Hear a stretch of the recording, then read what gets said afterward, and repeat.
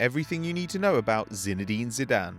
Zinedine Zidane was born on the 23rd of June 1972 in Marseille, France. His parents were immigrants from Algeria, and Zinedine was the youngest of 5 children. His neighbourhood was known for high rates of crime and unemployment, but the housing project had a main square where the young Zizou would join in football games with the older kids.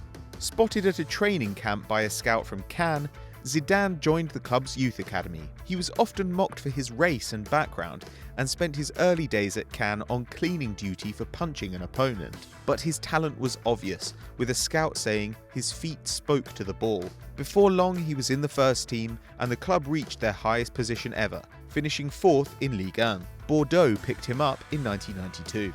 There, Zidane formed strong partnerships with Christophe Dugarry and Bixente Lizarazu, and almost moved to Blackburn Rovers, leading chairman Jack Walker to say, "Why do you want to sign Zidane when we have Tim Sherwood?" The Frenchman stayed in Ligue 1 and won the Player of the Year award before moving to Juventus in 1996.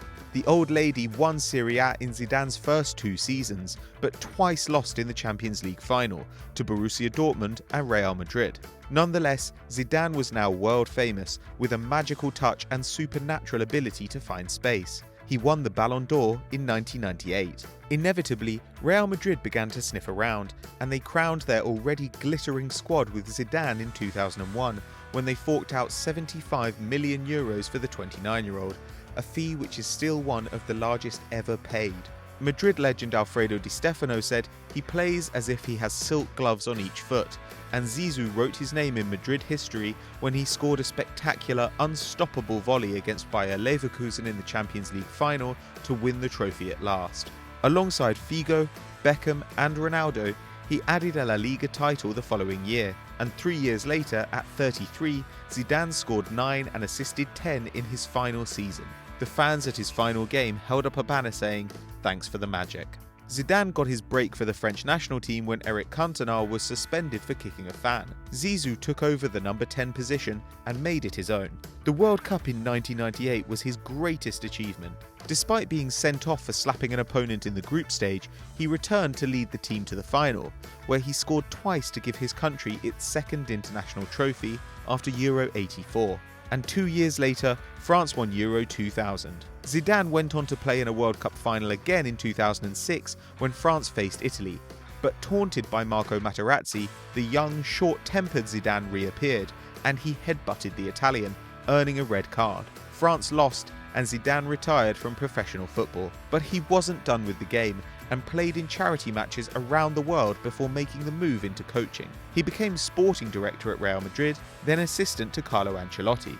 Madrid began to look to Zidane as a future manager, a merengue Guardiola to lead the club back to European dominance. He had not taken the badges necessary to coach, so he was appointed as assistant to Castilla boss Santiago Sanchez. The sacking of Rafa Benitez as Real manager in January 2016 led to the long-awaited promotion.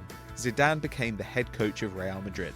In his first match, his side demolished Deportivo 5-0, and he went on to take 53 points from his first 20 games, a Madrid record.